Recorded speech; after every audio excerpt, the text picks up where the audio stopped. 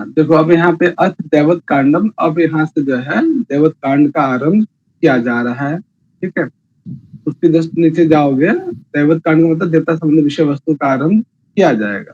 ठीक है, उसके बाद देखिए यहाँ से अब जो है पद विशेष आरंभ किया जाएगा। हाँ संगीता पढ़ो। तदानी नामानि प्रधान्य स्तुतीनां तदेवत तदेवत मिथ्या चक्षते सा एषा देवतो देवतो देवतोप परीक्षा।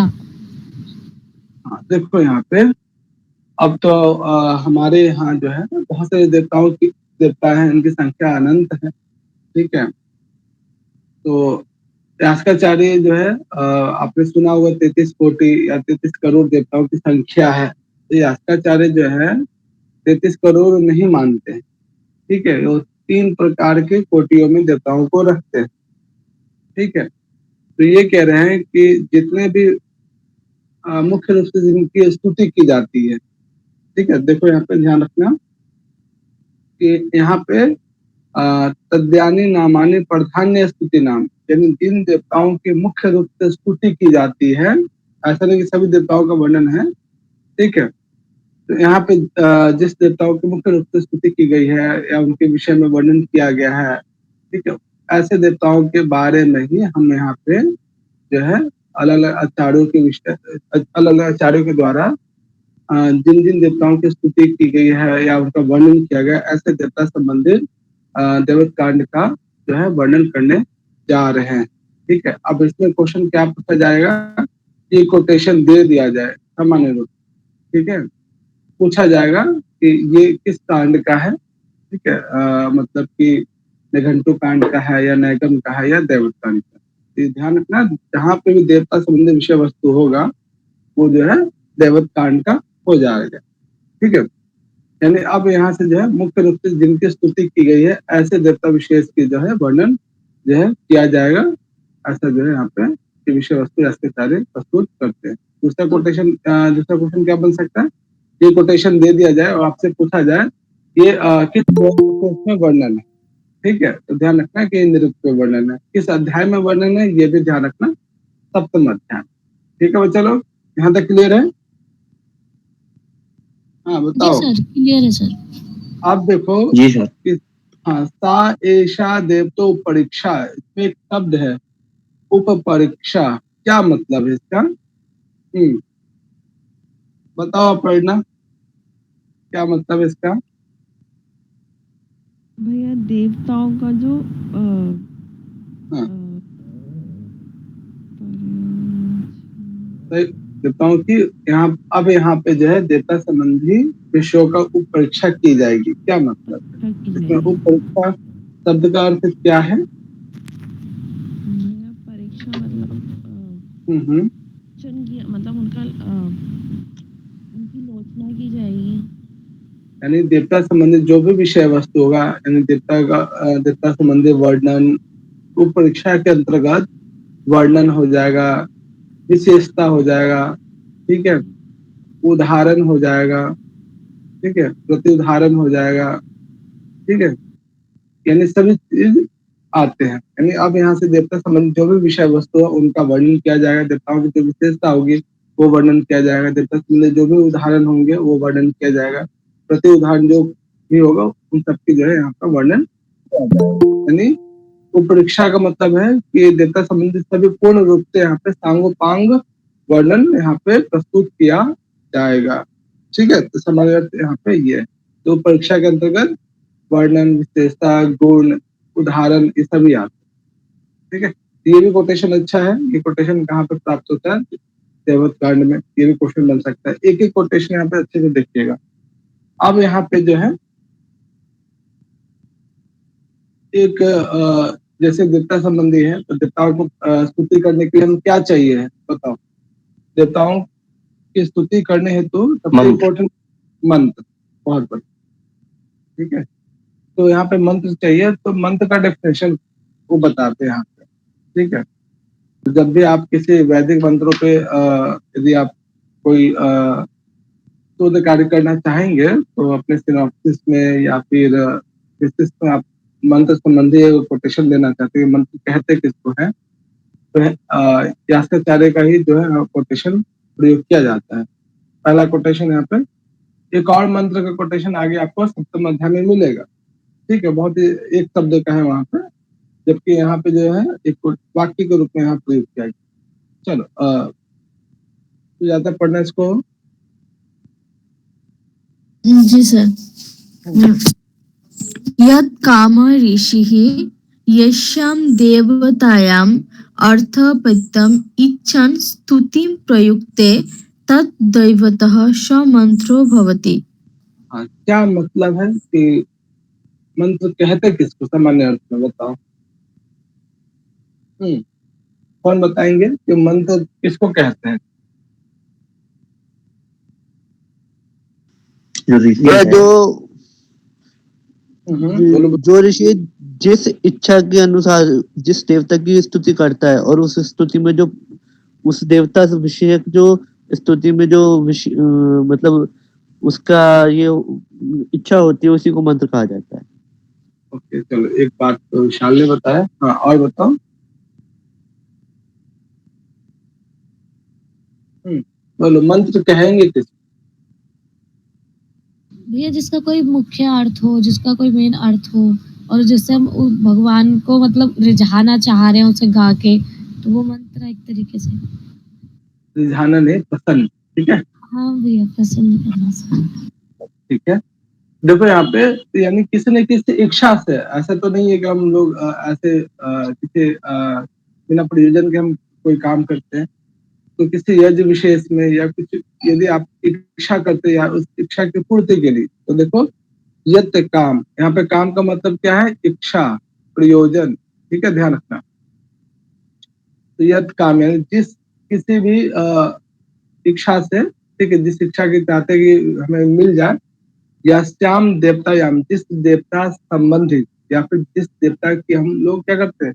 स्तुति करते हैं, ठीक है, यानी किसी न किसी इच्छा विशेष के कारण, किसी न किसी प्रयोजन विशेष के कारण ऋषियों के द्वारा, ठीक है, ये श्याम ऋषि ऋषि के द्वारा श्याम देवतायाम, जिस देवता विशेष की स्तुति करते हैं।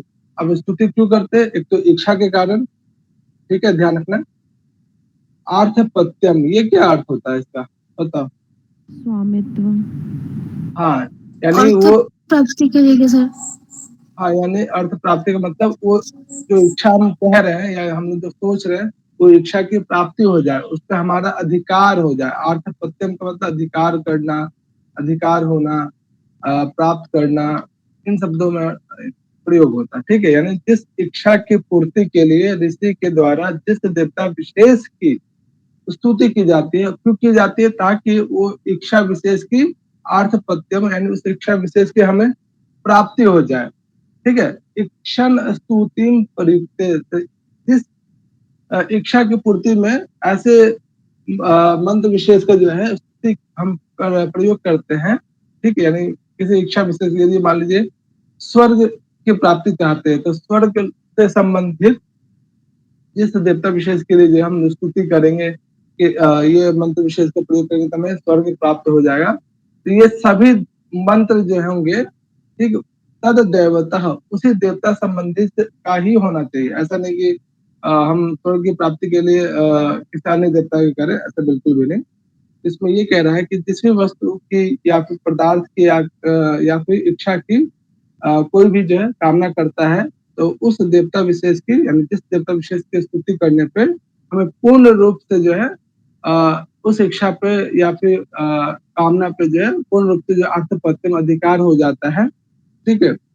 ऐसा इक्षण स्तुति में ऐसे इच्छा करते हुए जो भी स्तुति किया जाता है, वह मंत्र विशेष तद देवता, उसी देवता का हो जाता है, ठीक है। सामान्य अर्थ ये है कि ऋषि के द्वारा किसी भी इच्छा को पूर्ति करने के लिए जिस देवता विशेष के जो है प्रसन्न करने के लिए और या फिर अपनी इच्छाओं को पूर्ति करने के लिए जिस प्रकार से स्तुति की जाती है, वह स्तुति विशेष क्या कहलाता है? मंत्र कहलाता है। और वह मंत्र कैसा होता है?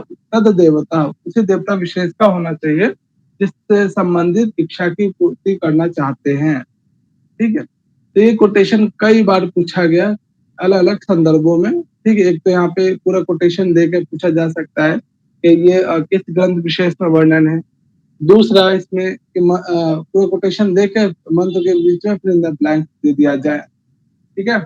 ऐसे भी क्वेश्चन पूछा गया है, ठीक है। तब आप देखोगे ड्यू एंट्रेंस का 2014 से लेकर अब तक का प्रश्न, ठीक है, तो हर बार जो है किसी न किसी रूप में क्वेश्चन पूछा ही गया है, ठीक है। तो अच्छे से इस कोटेशन को मैं कहूंगा अक्षरशः याद कर लीजिएगा, भूलिएगा मत इसको। समझ गए? क्लियर है यहाँ तक? हाँ बच्चा लोग बताओ क्या समस्या है इसमें? आ गया समझ में भैया। आ गया तो बताओ भूमि। इसमें भैया ये बताया गया है, जी सॉरी सर, हाँ, इसमें कह रहे हैं यत् कामः ऋषि यस्याम देवतायाम आर्थिपत्यम इच्छन् स्तुतिं प्रयुक्ते तद्दैवतः स मंत्रो भवति। यानी जो ऋषि है जिस कामना से अब यहाँ पे कंडीशन लीजिए आर्थिपत्यम की, मान लीजिए जो देवता है जिस संपत्ति या निधि का स्वामी है तो उसी के प्रति स्तुति करेगा। तो जो ऋषि है अपनी जिस वस्तु की कामना से उसके स्वामी देवता की स्तुति करता है, स्तुति करने के लिए जो प्रयुक्त करता है तद दैवता समंत्र, वह दैव विषयक, वह उस देवता विषयक मंत्र होता है। हाँ, उस देवता विषय से संबंधित मंत्र समझना चाहिए। बहुत बढ़िया। तो इसको अक्षरशः याद करके दिखाओ अभी सभी को फटाफट, अक्षरशः याद जी कर लो याद। जल्दी से सभी कोई। अच्छे से देखो इसको, 1 मिनट 2 मिनट का टाइम लो, अक्षरशः इसको याद करो।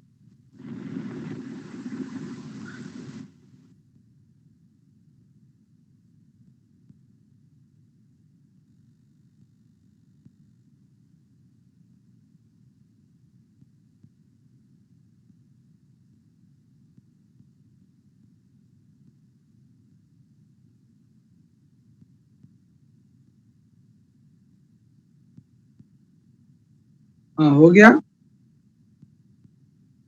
जी भैया। ठीक है, चलो विशाल बताओ, रुक जाओ। हाँ आप बताओ। जी भैया, यत् काम यस्याम हाँ यस्याम देवतायाम ऋषि यस्याम यत् काम यस्याम यत् ऋषि काम यस्याम देवतायाम आपर्थ्यम आस्पत्यम आपर्थ्यम इच्छन स्तुति स्तुतिम स्तुतिम स्तुतिम प्रयुक्ते तद देवता चलो सा मंत्र भवती। हाँ कोई और सुनाना चाहेंगे? मैं सुनाऊं? जी कोशिश अच्छा है विशाल। हाँ बोलो बोलो बोलो मैं संगीता। सुनाऊं? हाँ। हम्म, यत् काम ऋषिः यस्या देवतायाम अर्थपत्यम इच्छन् स्तुतिं प्रयुक्ते तद्देवत्स मंत्रो भवति। हाँ ऋषि यश्याम वहां पे थोड़ा ठीक कर लेना, बाकी ठीक है बढ़िया। हाँ नीतू सुनाओ, याद हुआ नीतू आपको? जी सर नहीं। जी सर नहीं आए, क्यों? याद करो अभी इसको जल्दी से। कोई और बच्चा बताएगा किसको याद हुआ? प्रभात बाबू। हाँ भूमि बताओ बताओ। जी सर। यत् काम ऋषि यस्याम देवतायाम आर्थिपत्यम स्तुतिम आर्थिपत्यम इच्छन् स्तुतिम प्रयुक्ते तद्दैवतः स मंत्रो भवति।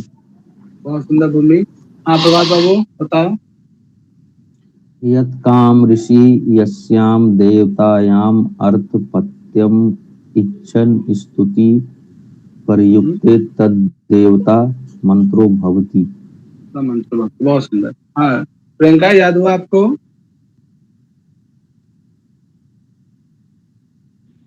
अभी ढंग से याद नहीं हुआ है। नहीं याद? देखो यहाँ पे देख लो। हाँ कामनी याद हुआ आपको? कामनी दीपिका आप लोग को?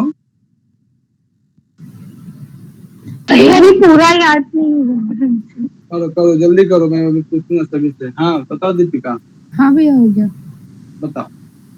यत्काम ऋषियाम यस्याम देवतायाम फिर अर्थपत्याम इच्छन स्तुतिम प्रयुक्ते सा देवता नहीं तत् देवता सा मंत्रो भवति। बहुत सुंदर दीपिका। हाँ डिम्पल बताओ अब। यत् काम ऋषि यस्याम देवताया आर्तपत्यम इच्छन स्तुति प्रयुक्ते तद देवतः स मंत्रो भवति। बहुत सुंदर। हाँ सुजाता, बहुत सुंदर। अच्छे से नहीं हुआ। यत् काम ऋषि यस्याम देवतायाम अर्थपत्यम स्तुतिम इच्छन स्तुतिम प्रयुक्ते तद देवतः मंत्र भवति। मंत्र, ठीक है, बहुत बढ़िया है। हाँ अपर्णा बताओगे। जी भैया, यत्काम ऋषिः देवतायां यस्यां अर्थपत्यम् इच्छन् स्तुतिं प्रयुक्ते तद्देवतः स मंत्रो भवति। बढ़िया है, बहुत। हाँ प्रियंका आप बताओ।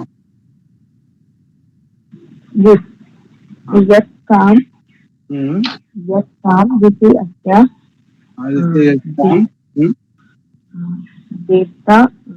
देवतायाम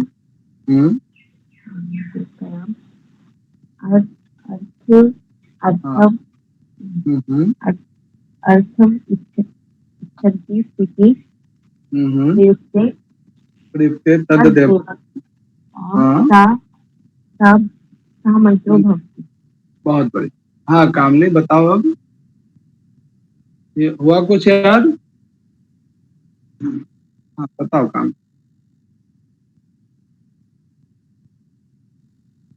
हाँ कामनी। भैया थोड़ा सा हुआ है। हाँ कोई बात, थोड़ा सा सुना, कोई दिक्कत सुना। यत्काम ऋषि यस्याम देवतायाम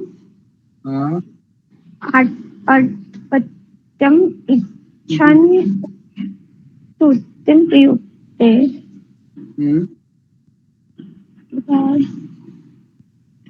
तद देवता सा मंत्रो भक्ति। ठीक है, चलो बढ़िया है। ठीक है, तो इस कोटेशन को अच्छे से याद कर लीजिएगा सभी कोई। ठीक है, कंठस्थ रखिएगा। अब यहाँ पे जो है मंत्र का डेफिनेशन बता दिया गया है। अब जो है, अब आगे का जो विषय वस्तु, ये कहते हैं कि मंत्र 3 प्रकार के होते हैं। तो यास्काचार्य ने जो है 3 प्रकार के मंत्रों का वर्णन किया है। एक तो है कि परोक्षकृतः, यानी इनडायरेक्टली, यानी उसमें जो है देवता विशेष का वर्णन होगा। दूसरा है प्रत्यक्षकृत, यानी डायरेक्टली हम स्पष्ट रूप से आपको दिखेगा, पता चलेगा ये जो है इस देवता विशेष का वर्णन है। और तीसरा है आध्यात्मिक। ये 3 ही प्रकार के जो है मंत्र होते हैं। ठीक है, तो यही यहाँ पे कहा गया त्रिविधा ऋचः, यानी 3 प्रकार के मंत्र होते हैं। तो ये बताओ, ये जो ऋचा पद है ये किस विभक्ति वचन में है, मूल प्रातिपदिक क्या है? हाँ चलो बताओ। 3 प्रकार के मंत्र होते हैं। ऋक है इसका मूल, और ये स्त्रीलिंग है, बहुवचन। ऋक या ऋग दोनों एक है। ठीक है, बहुवचन, बहुत बढ़िया। ठीक है, चलो देखो यहाँ पे ये प्रोक्षकृता मंत्र, दूसरा है प्रत्यक्षकृता और तीसरा आध्यात्मिक। ठीक है, तो ये जो है तीनों को क्रमबद्ध तरीके से याद रखिएगा।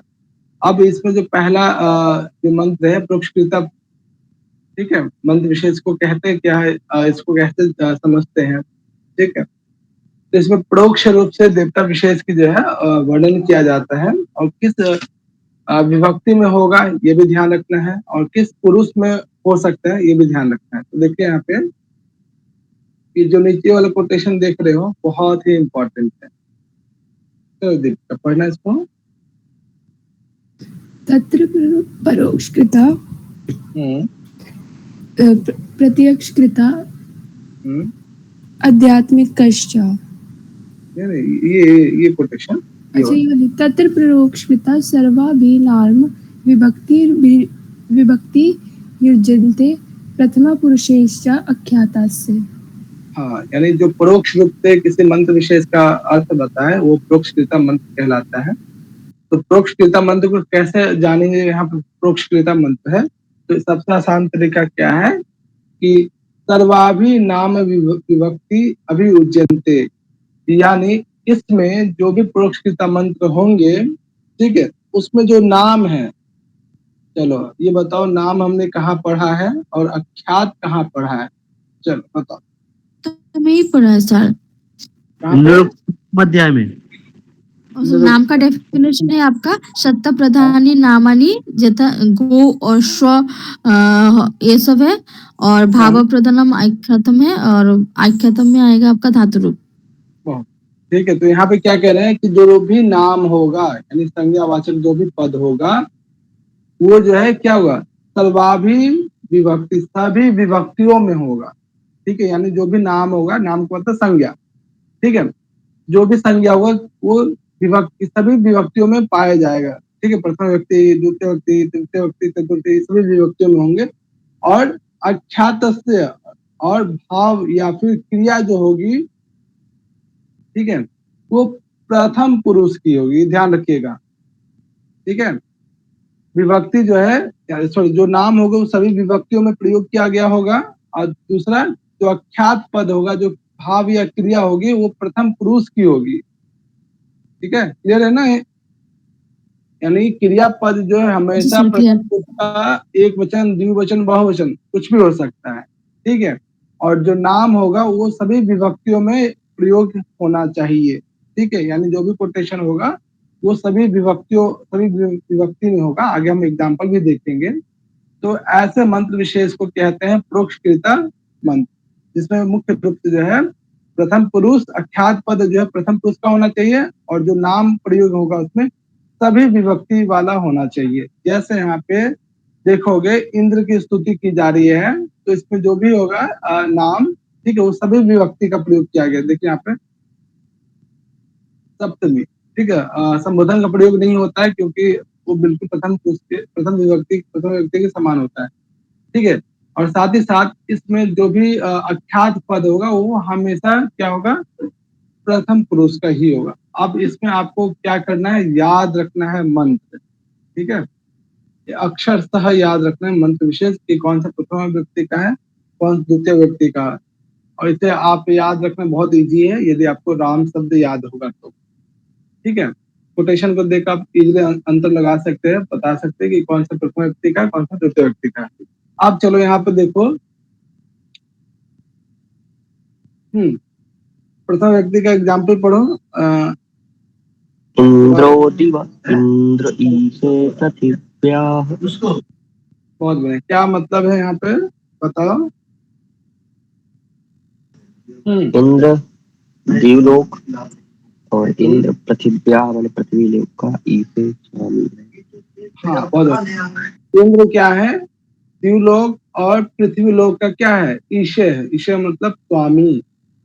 ठीक है, तो यहाँ पे जो इंद्र शब्द दिखाई दे रहा है ये क्या है, प्रथम व्यक्ति का है। ठीक है, और हाँ, और ईशे पद जो है प्रथम पुरुष का जो है बहुवचन यहाँ पे प्रयोग किया गया है। ठीक है, तो अख्यात पद हमेशा प्रथम पुरुष का होना चाहिए, और जो नाम है वो सभी विभक्ति में यूज होना चाहिए। ठीक है, तो इसी प्रकार से इंद्र की जो स्तुति की गई है वो सभी विभक्तियों में होनी चाहिए, और साथ ही साथ जो भी हम उसमें क्रियापद प्रयोग करेंगे वो प्रथम पुरुष का ही होना चाहिए। तो एक कोटेशन हमने यहाँ पे देखा है कि इंद्र जो है देवलोक और पृथ्वीलोक है। ठीक है, इसमें क्वेश्चन कैसे पूछा जाए? हाँ बोलो। इंद्रो आख्यात क्यों है? इंद्रो आख्यात कहाँ? ये सर पहला वाला प्रथम विभक्ति के बाद जो इंद्रो है। अख्यात पद कहाँ है? ये ईशे अख्यात मतलब क्रिया। अच्छा ठीक है। शासन करना, स्वामी होना। ठीक है, तो देखो यहाँ पे तो आपको थोड़ा सा धातु रूप याद हो तो ऐसे भी कर सकते हैं, या फिर नॉर्मली आप मंत्र विशेष को याद कर लीजिए कि ये किस प्रोक्षता में होगा या प्रत्यक्षता में या आध्यात्मिक में होगा। ठीक है, उसी प्रकार से द्वितीय व्यक्ति की पहचान क्या होगा? इंद्रम, जैसे रामम शब्द होता है, इंद्रेन, इंद्राय, इंद्रात। ठीक है, तो पांचवा छठा है इंद्रस्य और सातवां इंद्र।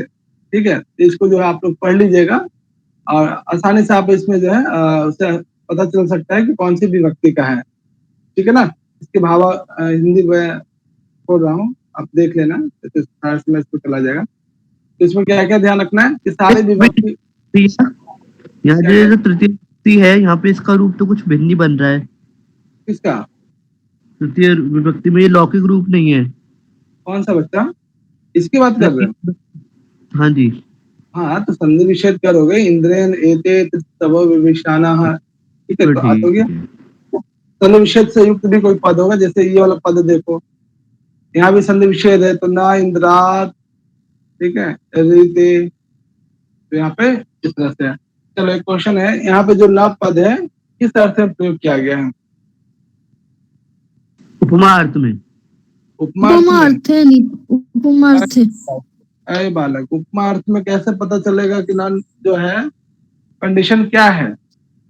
न निपात का उपमा अर्थ में प्रयोग होने के लिए वो क्या होगा? किसी न किसी शब्द के बाद होगा, और जबकि निषेध अर्थ में क्या होगा? तो किसी शब्द से पहले होगा। बच्चा लोग बस ध्यान रखो, तो यहाँ पर जो है न क्या है? शब्द से पहले है, जिसका निषेध किया जाता है उसको जो उससे पहले प्रयोग किया जाता है, सबसे आगे होगा। ना इंद्रम देवम अमंस्यत, ऐसे करके हम लोगों ने देखा भी था वहां पे। और द्रुमदासन असुरायाम, वहां पे न निपात क्या है? किसी शब्द विशेष के बाद है, तो वहां पे न निपात उपमा में होगा। और न इंद्रात रीते पवित्र धाम, तो यहाँ पे न निपात निषेध में। याद आ रहा है बच्चा लोग, न निपात का हमने कैसे समझाते हैं कि कहाँ पे कौन सा पद निषेध में होगा, कौन सा पद जो है उपमा में होगा? इसका कंडीशन याद आ रहा है? याद है। तो इतना छोटा गलती कैसे करोगे? हैं? देखो विशाल जी भैया। यहाँ पे क्या लिखा है? पूरा ताद उपचार से, ठीक है, पूरा मतलब पहले, ठीक है, ऊपरी यानी बाद में। ध्यान रखो उसको, छोटी छोटी गलती मत करो। क्लियर है ये चीजें? ध्यान रहेगा ना, न निपात का निषेधार्थ कब होता है, न निपात का उपमार्थक कब बनता है, कंडीशन याद रखिएगा। चले आगे। सर, जो प्रथमा विभक्ति का जो इंद्र है ना, वो इंद्र उकार कैसे आया? वो तो इंद्र होना चाहिए ना, जैसे नरह, नरो, नरहा, नरह होना चाहिए। संहिता पाठ में आप जितना भी देखोगे, ठीक है, एक कंडीशन रहता है।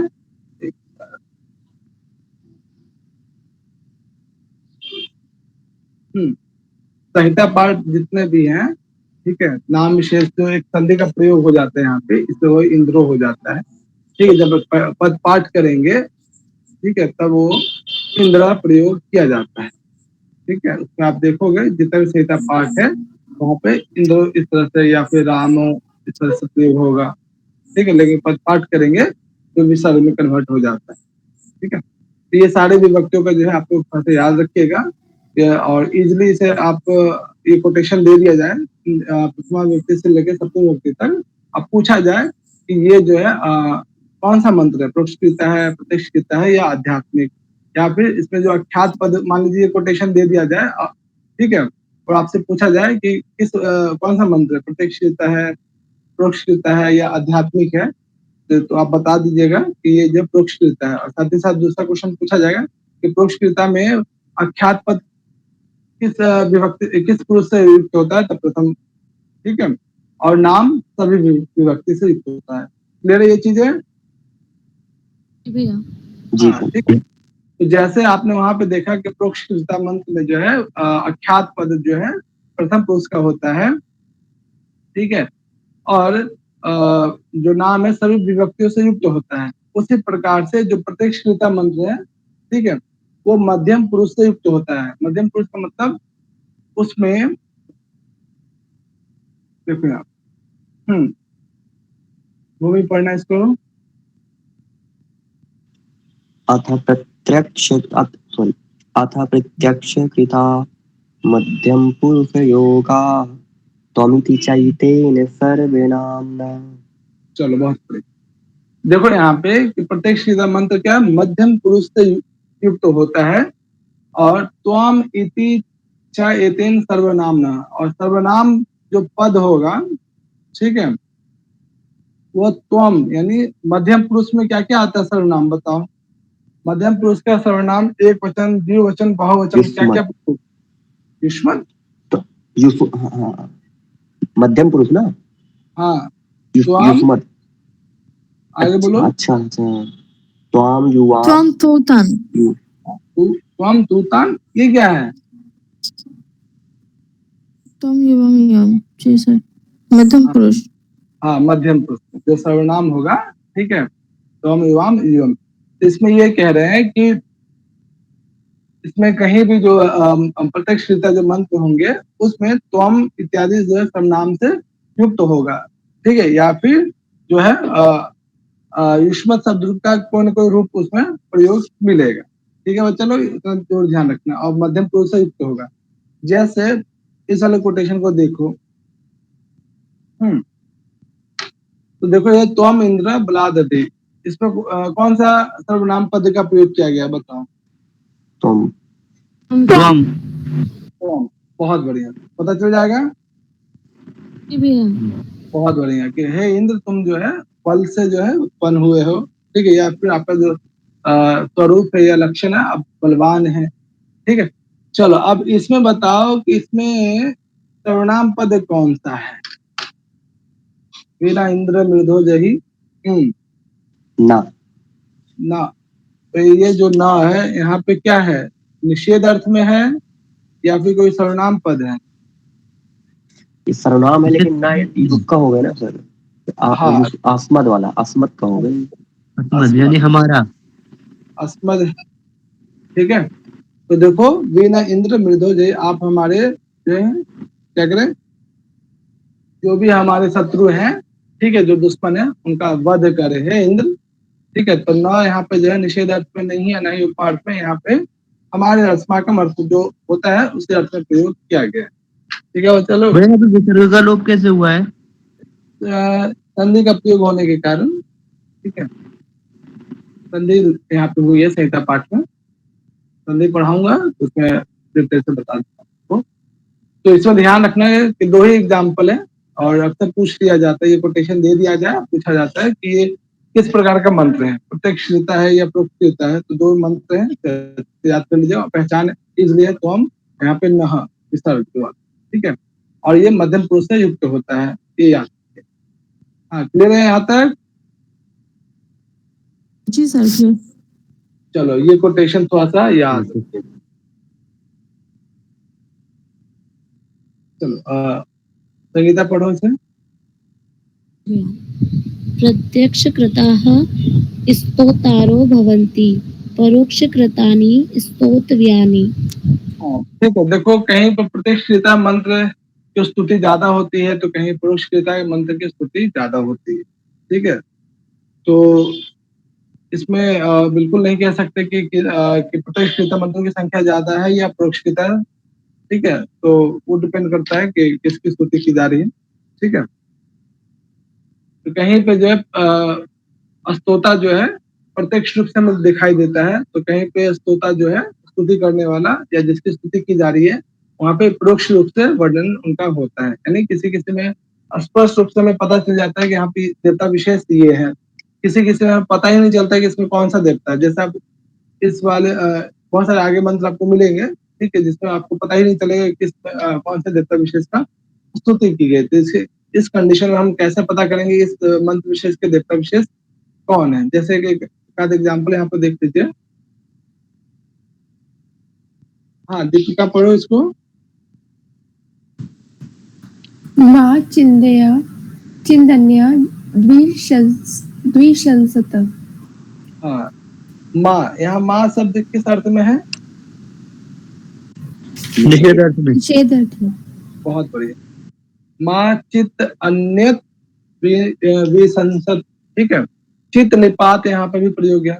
चलो बताओ चित्त निपात का किस किस अर्थ में प्रयोग किया गया है दूसरे अध्याय में, कौन बताएंगे? चितने का तो उपमार्थ प्रयोग होता है। ओके, उपमार्थक। और अब हाँ नहीं, उपमान में नहीं होता, पूजित में होता है और अपकुंठित में होता है। हाँ, और उपमा हाँ, में भी होता है। तीन जगह होता है ना, ठीक है। जी। तो चित्त निपात का ध्यान रखना, एक तो पूजित अर्थ में, पूजायाम में, उपमार्थक में और अपकुत्सित में, ठीक है। और चलो, तो जितने भी निपात आपने पढ़ा है किन किन अर्थों में होता है उन सबको अच्छे से याद रखिएगा, ठीक है। तो ये जो है इसमें पता ही नहीं चल रहा है इसमें किस देवता के बारे में वर्णन किया जा रहा है, पता चल रहा है क्या इसको देखकर?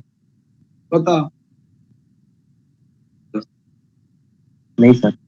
हाँ, तो यही है कि कहीं कहीं जो स्तुति, जिसकी स्तुति की जा रही है वहां पर स्पष्ट रूप से, प्रत्यक्ष रूप से दिखाई देता है, कहीं कहीं पे हमें परोक्ष रूप से देवता विशेष का वर्णन प्राप्त होता है। तो इसमें आप आगे पढ़ोगे तो इसमें लिखा रहता है कि यहाँ पे जो है कहा जा रहा है कि इंद्र के अतिरिक्त किसी अन्य देवता विशेष की स्तुति मत करो। कि संसद का मतलब स्तुति करना, स्तुति करना, ठीक है। तो यहाँ पे कहा जा रहा है कि इंद्र के अतिरिक्त किसी अन्य देवता विशेष की स्तुति मत करो, ठीक है। तो ये जो है ध्यान रखिएगा, एक ही एग्जाम्पल इंपॉर्टेंट है, बाकी निकल आप छोड़ भी सकते हो, ठीक है। चले आगे। ये अभी हमने पढ़ा परोक्ष कृता मंत्र, फिर प्रत्यक्ष कृता मंत्र, और तीसरा कौन सा मंत्र होता है? बताओ। आध्यात्मिक आध्यात्मिक का मंत्र सर। आध्यात्मिक क्या हो जाएगा? उत्तम पुरुष का हो जाएगा, प्रथम पुरुष का पढ़ लिया, मध्यम पुरुष का देख लिया। अब कि जो आध्यात्मिक मंत्र होते हैं वो उत्तम पुरुष से युक्त होते हैं, ठीक है। यानी उसमें मंत्र विशेष में अहम, आवाम, वयम या अस्मद का रूप होगा कहीं ना कहीं, ठीक है। और सर्वनाम पद क्या होगा? अहम से युक्त होगा, अहम, आवाम, ठीक है, वयम या फिर अस्मद शब्द रूप का कोई ना कोई उसमें प्रयोग मिलेगा, ठीक है। तो ध्यान रखिए, आध्यात्मिक मंत्र उत्तम पुरुष से युक्त होता है, सर्वनाम जो है उसमें अहम इत्यादि रहता है। और इसमें मुख्य रूप से 3 सूक्त का वर्णन है, ठीक है। इंद्र वैकुंठ सूक्त आध्यात्मिक सूक्त है, लव सूक्त आध्यात्मिक सूक्त है, वागम विलीनीय सूक्त जो है ये भी क्या आध्यात्मिक है। तो 3 प्रकार के आध्यात्मिक सूक्तों का इसमें एग्जाम्पल वो देते हैं, ठीक है बच्चा लोग। ये 3 प्रकार के आध्यात्मिक सूक्त कौन कौन से, इनका नाम याद कर लीजिएगा। अब एक एक एग्जाम्पल इसमें हम लोग देखते हैं, ठीक है।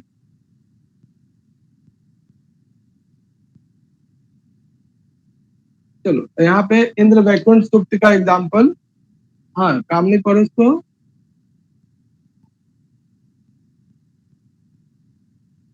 हेलो। हाँ, आ रही है आवाज? हाँ जी।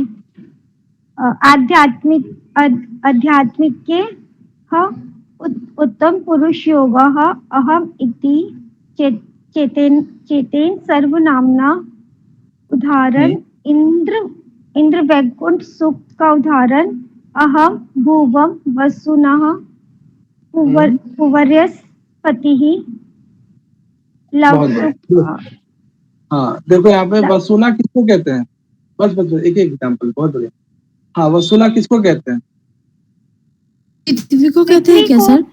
पृथ्वी पृथ्वी को या फिर धन को कहते हैं, धन। बहुत बढ़िया। देखो यहाँ पे संधि भी निषेध करोगे, पूर्या पति, ठीक है। तो ये कह रहे हैं कि अहम भुवम, भू मतलब होना, ये कह रहे हैं कि मैं शुरुआत से ही पूर्या पति, आदि काल से ही, ठीक है, सभी प्रकार के धनों का जो है, सभी प्रकार के संपत्तियों का जो है पूर्या पति स्वामी था और रहूंगा, ठीक है। तो यहाँ पे इंद्र वैकुंठ सूक्त में जो सर्वनाम पद होगा अहम होगा, ठीक है। अहम या फिर आत्मा शब्द का कोई ना कोई रूप रहेगा, ठीक है। इसमें जो है वर्णन किया जा रहा है कि मैं आदि काल से ही जो है सभी प्रकार के संपत्तियों का, धनों का जो है स्वामी था और रहूंगा, ठीक है। तो ये कोटेशन मान लीजिए दे दिया जाए, पूछा जाए कि किस प्रकार का सूक्त है, तो आसानी से आप अहम पहचान लोगे या अस्मद का रूप देख लोगे। इसलिए मैं कहता हूँ कि अस्मद, युष्मद, तत्, स्त्रीलिंग, पुल्लिंग सब याद रखा कीजिए ताकि आपको इजिली हो जाए, ठीक है। देखो कहाँ हर जगह यूज हो रहा है, तो ये जो है आसानी से पता चल जाएगा अहम अहम सर्वनाम किसका होता है, आध्यात्मिक का। ठीक है, क्लियर है। इसके बाद लव सूक्त जो है इति व इति बे मनो गाम अस्वस्थ ससुन्याम इति, यानी अब यहाँ पे बताओ सर्वनाम पद कौन सा है। वाह वाह वाह वाणी में है, अरे बच्चा, में मेरी भी है। बहुत किस अर्थ में प्रयोग है, मेरे मन मेरे। चलो ये बता दो, मूल प्रातिपदिक बता दो मे का। में का हाँ, अस्मत् मूल प्रातिपदिक अश्वद। विभक्ति वचन बताओ मे का। षष्ठी एक षष्ठी एक। और कहीं प्रयोग होता है मे का, और किसी किसी का चतुर्थी रूप में भी बताओ। होता है चतुर्थी, चतुर्थी वचन बताओ एक। एक। ठीक है, तो ध्यान रखना कि जब आप अस्मत् शब्द रूप याद करोगे तो उसमें जो है मह्यम बनता है चतुर्थी, तो उसका एक रूप में भी बनता है। मम शब्द का षष्ठी व्यक्ति एक वचन में मम बनता है अस्मत् का, और में भी बनता है। ठीक है, तो शब्द रूप याद रखिएगा। तो देखिए यहाँ पे, और यहाँ पे वा निपात जो है, वा निपात का प्रयोग किस किस अर्थ में किया जाता है, चलो बताओ। अब चलो समुच्चय अर्थ में और अर्थ में, विचारने अर्थ में। चलो बहुत बढ़िया। देखो यहाँ पे इति वा इति मे मनो, मेरा जो मन है, ठीक है, मेरा मन ये चाहता है, ठीक है, कि गाम अश्वम, गाम किसको कहते हैं, गाम पृथ्वी ओको गाय सर, जी को कहते हैं कि गाय, गाय को कहते हैं।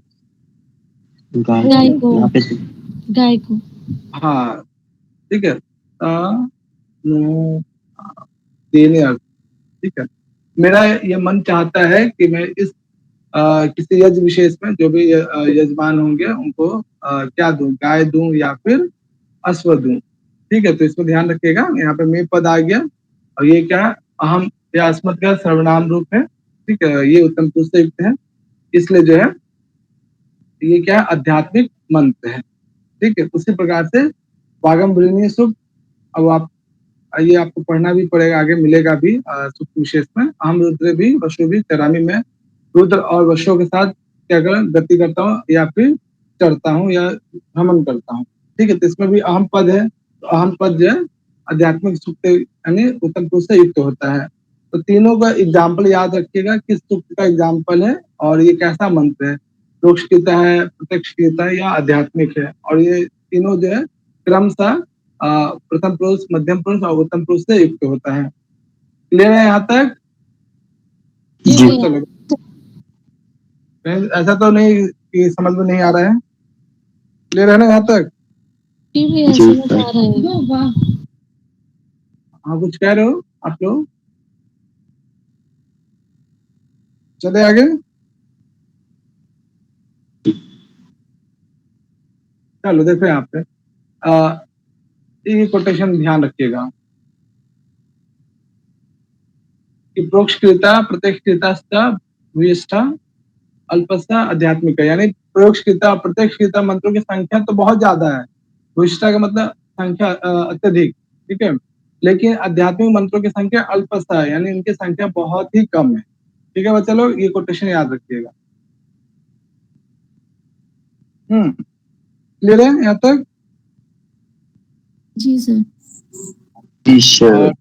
हाँ, कल हम लोग पढ़ेंगे कि मंत्रों के वर्ण विषय कितने होते हैं, यानी कितने प्रकार के मंत्र हो सकते हैं, उनके टॉपिक या विषय वस्तु कितने प्रकार के हो सकते हैं। कुछ मंत्र जो है जिनके द्वारा सिर्फ स्तुति करते हैं, कुछ मंत्र सिर्फ आशीर्वाद रूप में होते हैं, कुछ मंत्र ऐसा शपथ लिया जाता है, कुछ मंत्र अभिशाप के रूप में होते हैं, कुछ मंत्र भाव या फिर दार्शनिक मंत्र होते हैं, कुछ परिदेवना, कुछ निंदा, कुछ प्रशंसा।